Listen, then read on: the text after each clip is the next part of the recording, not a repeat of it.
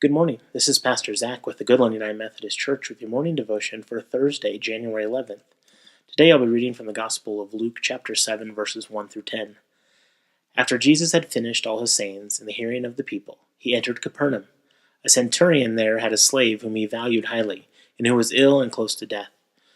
When he heard about Jesus, he sent some Jewish elders to him, asking him to come and heal his slave. When they came to Jesus, they appealed to him earnestly, saying, "He is worthy of having you do this for him, for he loves our people, and it is he who built our synagogue for us." After Jesus went with them, but when he was not far from the house, the centurion sent friends to say to him, "Lord, do not trouble yourself, for I am not worthy to have you come under my roof. Therefore I did not presume to come to you, but only speak the word, and let my servant be healed. For I also am a man set under authority, with soldiers under me. And I say to one, 'Go,' and he goes, and the other, 'Come,' and he comes. And to my slave, 'Do this,' and the slave does it." When Jesus heard this, he was amazed at him, and turned to the crowd that followed him. He said, "I tell you, not even in Israel have I found such faith." When those who had been sent returned to the house, they found the slave in good health. This is a great story about somebody who's an outsider in the faith, believing in Jesus and reaping the benefits of that relationship and that belief. The centurion, a Roman authority, someone who is part of the empire that had done so much damage to the people of Israel, was beloved by these religious leaders because he had shown compassion and care for their people.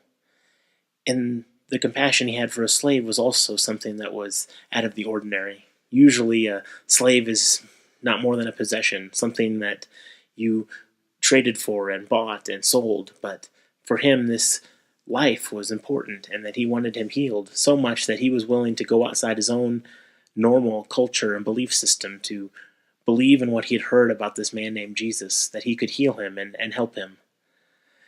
But as Jesus was heading towards the house, he realized that he was not worthy to have Jesus come into his house, and sent word that Jesus should not come.